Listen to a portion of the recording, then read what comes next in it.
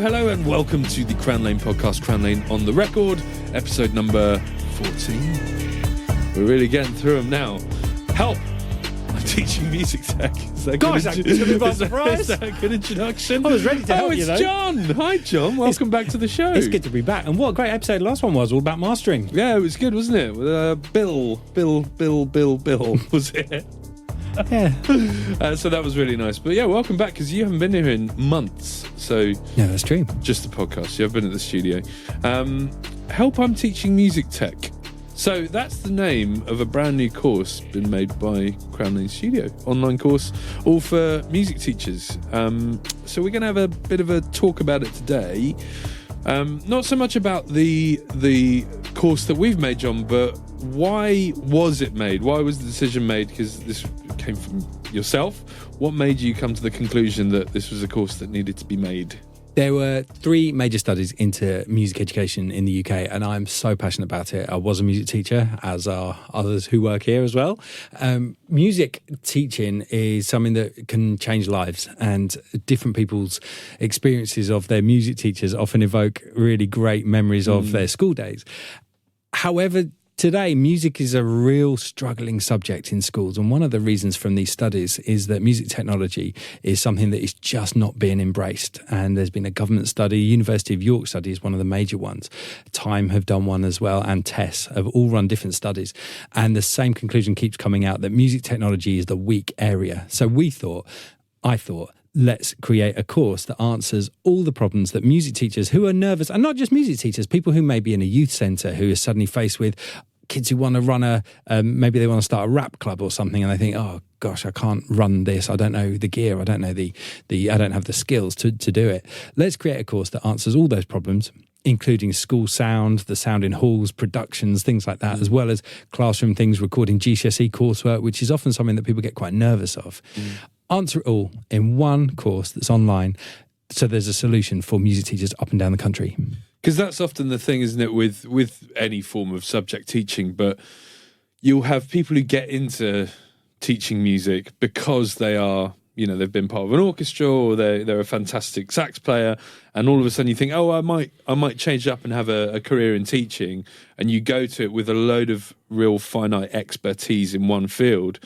But the scape of what music education is now, there's this whole breadth of music tech that all the young people and all the students are really involved in, and that you might not be quite equipped for it. So I guess that's one of the main reasons, one of the main benefits to this course. Yeah, I think one of my favourite bits is Chris does a bit, Chris is sat in here now, that is about making beats, which is a type of technology that is used to make beats. And we've used countless examples of different software that you use to create beats in the course.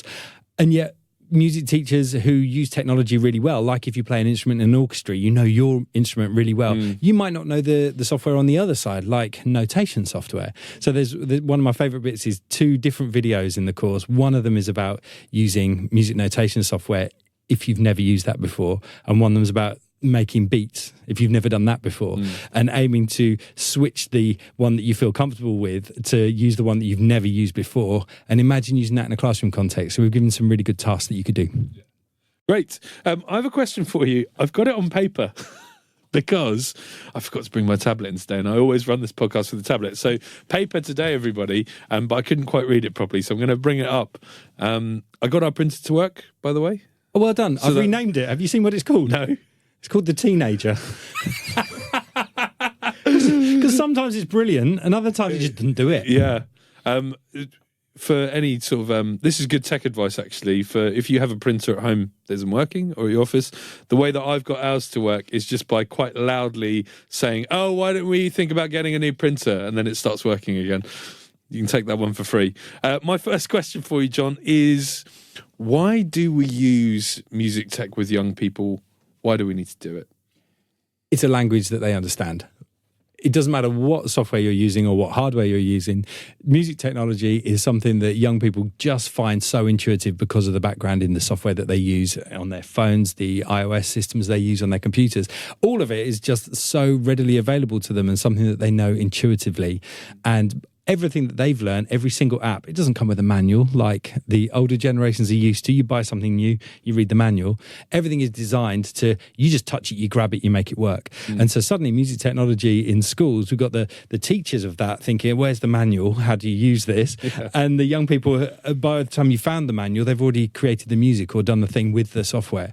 So it needs to be embraced. And even if you think we haven't got any budget left in the school, we look at so many different things that are free. Different software that is notation software that is free online, recording software that is free, and making sure that you've got the spec that you need on the computers. It doesn't matter how basic it is. You've got the right hardware and computers to mean that you can use the software that is available online free. Yeah, I mean, that's such a realistic point of trying to plan for any school. I mean, I do a lot of consultancy up and down the country, and the only resources I ever take are really, really cheap ones or free ones, because you can, if you come to a school or you're presenting to, a senior leadership team and say, here's these amazing resources, and they're all like $2,000 each. It's like, oh, that's great, but the reality is that schools don't have the budgets for it. So I think that's tried to be incorporated into this course. Yeah, there's one brilliant bit where we've divided it into three. We've done as if you've got pretty much no budget, the version, then we've got a medium budget, and then we've called it kind of, well, it's not a high-end one, but we just did what we use here, because the reason that we've got the gear that we've got here is because we feel that we really need it, and gear that we don't use we get rid of. So what is here is the bare minimum to run a commercial business in music technology in 2025. So if we can do it here with that gear, then it's certainly something that would work brilliantly in a school and in an education context. So going back to the original question, I guess I see it as well as that we're still in the age of tech, aren't we? So there will be lots of teachers who still possibly might not be as comfortable with technology. There'll be loads of young teachers now, 19, 20-year-olds, who are so, I don't want to say computer whiz, because that really does sound quite old hat, doesn't it? But there'll be lots of young teachers who know exactly what they're doing with it. But there will be also lots of teachers who didn't grow up using that, or didn't start their teaching career using such high-tech stuff, that sometimes you might feel like the students in your class are way more ahead of you. So this, I think, is quite a nice way of sort of grounding you and bringing you back to, basic knowledge of what you're doing. With technology, it is so broad as well. So if you learn the saxophone, as you gave the example earlier, you know the sax well, but even within the sax, there's so many different genres, and you can't be expected to be amazing at all of them. And particularly these younger teachers who are going into the profession, they know some elements of the software and hardware really well, but they may have no experience in doing live sound for a school production, for example, yet they're expected to be able to just know it because they're the music teacher. And so the drama department might come to you and say, oh, we need this. You don't know it. We've put all of that in the course just purely so that there's a resource there that is solid and robust and reliable, with links to things, but also with pointers for, these are the sort of flow diagrams you should follow to make the decisions that are the right ones for your school. Going back to the budgeting issue, we mentioned before that we would like to give away a couple of resources even within this podcast for teachers who might be thinking of investing in the course. So two-parter. One, could you go over like a brief overview of some of the things that are included? I'm really going to put you on the spot now. Some of the things that are included within our course, just to give a sort of vague overview of what you can expect when you're there. And we're going to give away a couple of resources within the show as well. It'll be linked in the description. So what are the freebies that we're giving away as well, John? The freebies, first of all, one of the really good bits of the course is all about safety in music technology. And this is something that we sort of race in and say, okay, we're going to set up all this gear, but actually if you've got £1,000 microphone and it's on a microphone stand and it's put on the wrong way, you're going to risk losing that microphone straight away. So this is more health and safety for expensive gear rather than our own lives. Well, no, yeah, I mean, that's everything, isn't it? Yeah, that's how we treat Fire safety is all about making sure the gear stays good. Don't worry about the students. So yeah, there's a brilliant safety one. We're giving that away free, and it's got some pointers. It also comes with an A1 poster as well, so you can download that and put that on your wall. Oh, so we've got a physical thing through the poster and then the video as well. Absolutely. Yeah. They're both free. And then our podcast is free. So although we're on episode 14 now, there are 13 previous editions of it, which are so useful for you, for your students, all in music technology. So in terms of a resource, that's amazing. Yeah. We're also, our next episode, which I'm quite looking forward to, is looking at how we do live studio recordings here, which actually has a lot of implications that are similar to recording in the classroom. So that, when you've got a group of musicians all playing at the same time, how do we get around that? That's a really good resource that we're giving away as well. And then content that is paid for in the course. We go through some different sections. One's a whole downloadable content area. Those are stuff that you can download, resources that are useful. Charts, online things that you can just use with your young people. And then we work through some really useful things, the fundamentals of using music technology. And that is a series of videos and resources that you can use. Things like using software and cloud-based doors. And with the software and cloud-based, there's a flowchart that helps you decide for your young people what is the best software to use, which is a resource that we think is incredibly useful, because sometimes you'll just inherit one from the people who have worked there before. It's still worth going through a flowchart like that to work out, I wonder why they came to that conclusion. And we often have to use software that is not our favoured choice. And that's okay. It's good to use software that is not the one that you feel most comfortable in, because that's how everyone you're teaching is feeling every time they come to this software. So it's really useful for you to learn software that isn't your sort of mother tongue, as it were. So that is covered with the flowcharts. There's lots of elements that we give away free that are bits of advice or links to equipment that we found useful. So very small recorders that you can just put subtly at the front of stage, or little splitter boxes that will take a feed directly from a microphone out without having to rig up any other equipment. Lots of different tips like that that will mean that your job will be easier and you'll be able to focus more on the young people at their performances rather than faffing about trying to get the technology to work.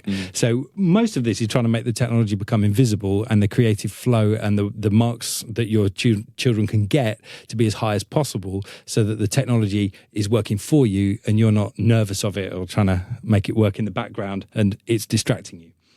The rest of the course covers things like understanding sound, and we've got lots about acoustics, EQ, compression, distortion, reverb, delay, all the things that you may find your students are asking you about.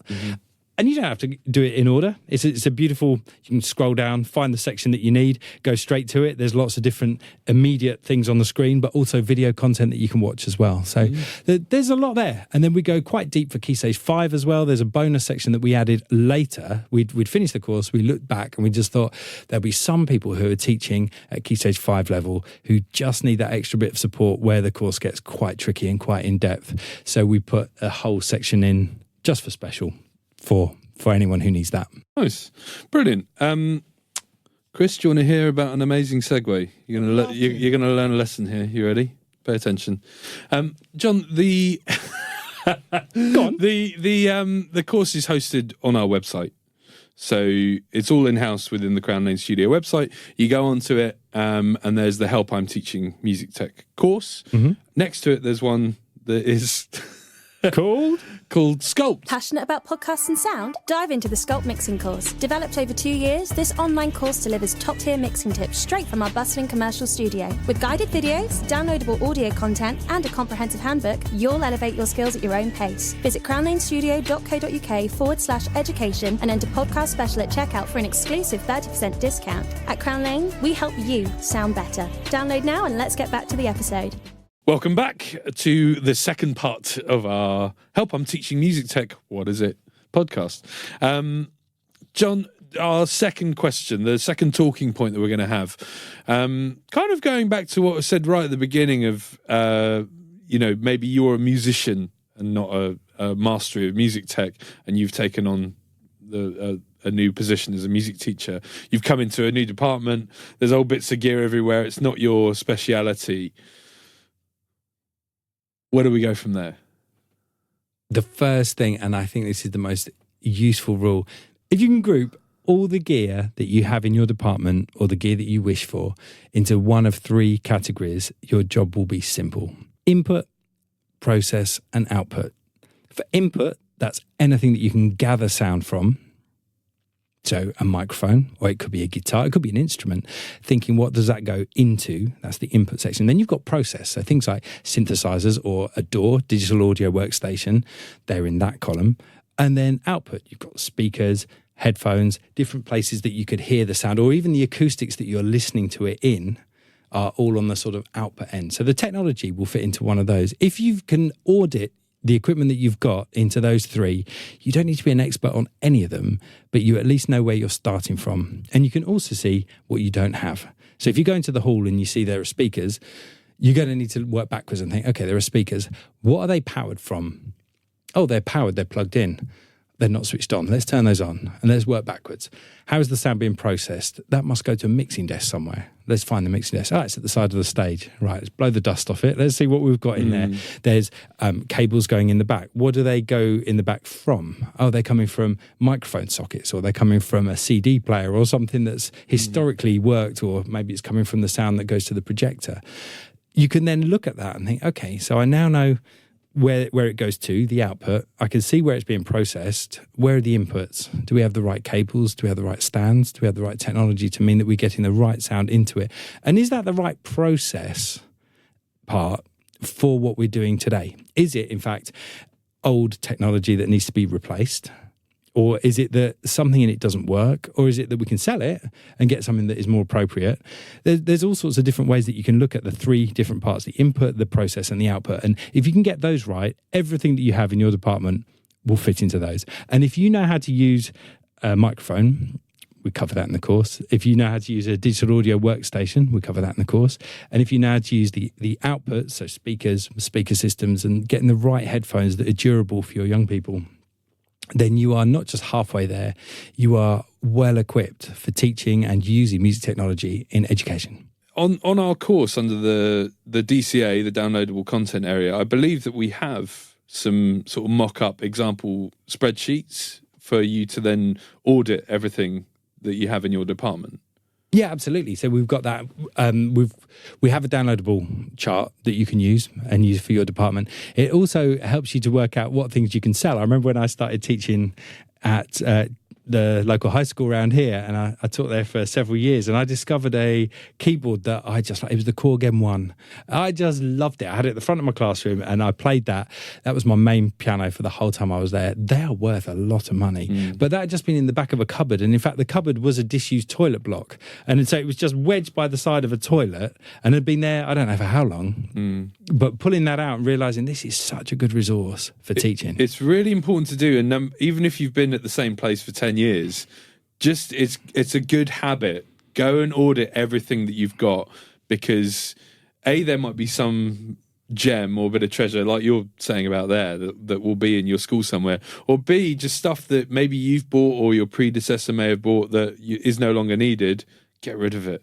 Fund something much nicer. And there's sustainability is so key. A lot of teachers rush in to buy the cheapest to replace, and it just does not last. It is really a false economy to just think you're buying something cheap so that you've got it for your school. It won't last. Kids will be really frustrated with using stuff especially with last. Enthusiastic young people who are maybe using it to its fullest extent.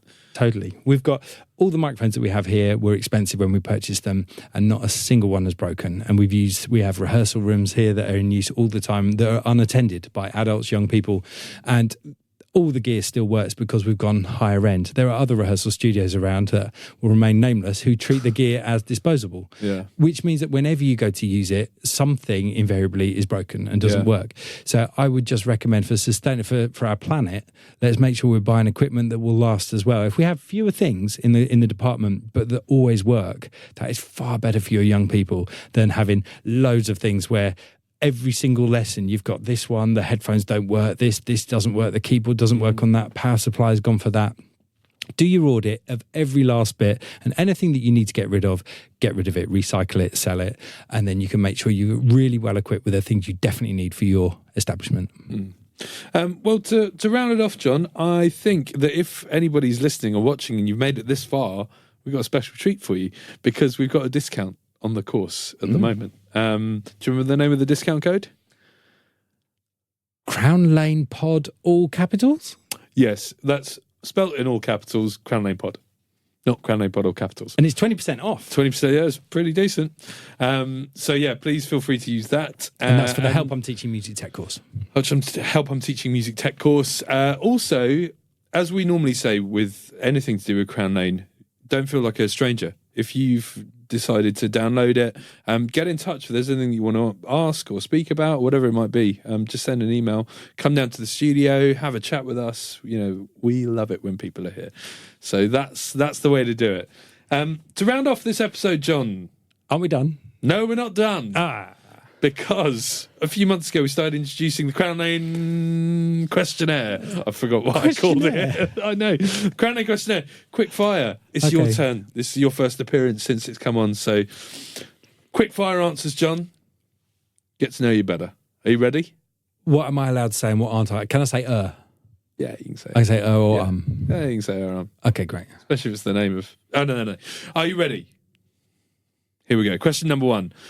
John, what is the best format to listen to music? Not the best, but your favourite. So vinyl, cassette, CD, mini disc, whatever it might be.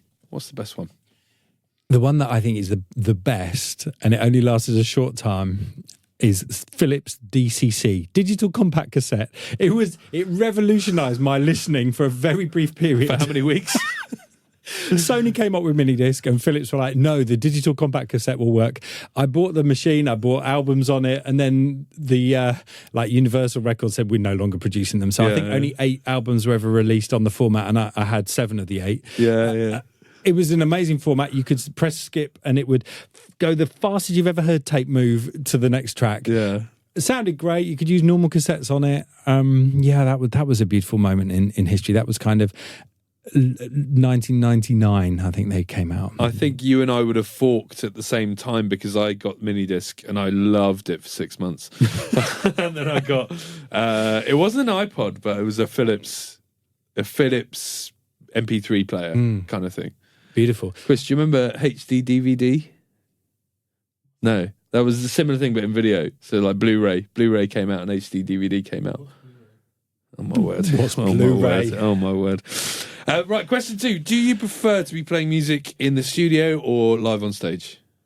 Oh, I prefer to play music on stage. I love it. I'm not a session musician. I love recording people. I don't have the precision. Yeah. I just know the musicians. Some people that thrive do. in the studio. I thrive on this side of the glass. Yeah. But watching musicians in the studio who are tight. Yeah, no, I'm on stage. I love every minute of on stage. I think I need an audience. Yeah. I've learned that. Question 3. Best gig you've ever been to? Stevie Wonder at the O2. I cried when he came. His daughter brought him on stage, and they were doing the song Spain, and which isn't one of his, and the band just was sounding so hot. And then his daughter brought him on stage, had him in his arm, and he walked all the way across the stage. I cried my eyes out when he arrived. The music, the band, everything about that gig was just phenomenal. When was it? Within the last 15 years, I imagine. It would have been about 15 years ago, yeah. And he did Lately, which is one of my favourite songs as well. And We've never spoken about. That's one of my favourite songs of his. Is it? Well, he did an extra chorus at the end than there is on any other version. And when it hit the chorus one more time at the end, the whole room was wrecked. Key It change? was beautiful. He'd done the key change and then he stayed twice on the higher chorus. Yeah. Nice. That gig. We should play that song together. Question 4. Best gig that you've never been to? Meaning... any gigs from history or one that you missed out on, or maybe even before you were born that you wish you could have been there?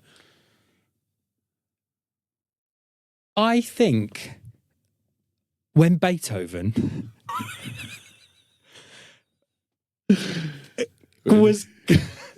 No, carry on. When he had lost his hearing completely, and the whole orchestra for his final symphony were following the bow of the leader of the orchestra, and he thought he was conducting, but he was at a different point in the song, in the symphony. The whole orchestra had reached the end, but in his head, what he was conducting, because he couldn't hear, he still had about 20 bars to go. Right. And someone had to tap him on the shoulder to say, look, standing ovation behind you. And the whole room was stood up and applauding the Beethoven Symphony No. 9. And the room was just electric. And but in his head, and he was so angry because he was about to reach this massive finish in his head. And someone taps him on the shoulder. It's done. It's done. We're done. Yeah, okay, it's stop done. there. Which must have just been horrendous for him. But I would have loved to be there in that moment where it was heard for the very first time. Yeah. And that was Roundhouse, Camden, was it? No, yeah, absolutely. Yeah. Cool. That was a good answer. It threw It's me not at the where you beginning. thought I was going. No. Most people are like Live Aid. Not John. Favourite instrument to listen to, as in it's in the same room being played as you? Oh. Favourite instrument to listen to in the same room? It would be an acoustic guitar. I don't play it. I love it because the organic sound of an acoustic guitar when you're close to it is, for me, why I got into music technology in the first place. I put my ear on my dad's guitar and listened to the resonance and the feeling of that instrument. And that's where I thought, I don't necessarily have to be the world's greatest player, but I can help and create and craft sound to sound like what that sounds like. And I didn't even like the sound when I pulled too far away from it. I just like that closeness of what the body of the instrument did. And so I've always liked being in the same room as an acoustic. Nice. Least favourite instrument to listen to? Oh. Controversially, the electric guitar. Oh, really? I'm switched off very quickly by an electric guitar, mainly because, and hear me out, electric guitarists, the electric guitar doesn't have a sound. So it's always, there isn't an inherent sound of the guitar. It's, if you unplugged everything, obviously it doesn't really sound of anything. But it's so character dependent on the person and the song. And the amp. And the amp and the gear and the room you're in, that I rarely have a moment. To me, it feels so unpredictable. Yeah, you are. Yeah, you're right. Particularly with amp synthesis, where people are using, what do you call it? What are the emulators? Amp emulators. You can't even feel the weight of the instrument with an emulator. So I often feel like even that isn't, even though the sound is right, I'm not getting the sound pressure from the instrument. So I often feel more frustrated. I love it when it's amazing, when it's good and you just, when it's all spot on. But every gig you go to, it's either the venue's too small, so they've used emulators and things like that, and it's or they're using amps, and wherever you are in the room it'll sound different. Or if it's a massive venue and it's already coming through the PA, I don't know what it is. He's good. How has he not said flute? I know, both. One flute's all right, it's more than one. Yeah. That's thrown me. Tutti Also, frutti. Your son plays the guitar. My son plays the electric guitar. I've just bought him a PRS for Christmas. He's good at these quick fire questions, isn't he? Number 7. And the flute. Number The 7. flute ruined my favourite Stevie Wonder song of all time. Anyway, carry on. Which album is the best to give to somebody as a gift? Happy Birthday. Here's Graceland by Paul Simon. Yeah. What do you mean? Yeah. No, I'm agreeing with you. Oh, good. Yeah, it's great. It's the best album in the world. No, it is really, really good. It is isn't so it? good. It is beautiful. Every moment on that. Yeah. Okay, and last question. I'm sad. Sum up what music means to you in one sentence. I know it's going to be difficult because you're only doing one You nearly sentence. went Trump then. Very tricky. That's the first time my Trump impression's made it to the podcast. Sum up what music means to you in one sentence. Music is the deepest connection with the human spirit. Oh, big one. Thank you very much, John. We know you slightly better now. I certainly do. So thank you very much. Thank you very much for listening to the podcast. We'll be back. Oh, by the way, congratulations, because earlier on we were looking at when was our first episode 1 came out. It's a year. Yeah, it was a year. Yeah, it was a year ago. It was in May 2024. This is currently being recorded in May 2025, although this is the June episode. We will see you back again in the July episode, where we're going to be talking about, well, you mentioned it earlier, didn't you? What it's like to do live recordings for the studio. Great. Anything else to add, John? No, I'm sorry, it didn't mean to be an advert this month, but it felt like a bit of an advert. Well, but we want to help you if you're teaching music technology, and we can do that if you just want to give us a ring, if you want to send us an email, meet us on the socials, come down here whenever you want. The door's always open. That is the message we want to portray. We've also got an online course. Nicely done. Right, well, see you later, Chris. See you later, John. See you Goodbye. later. Thank you for listening. Goodbye.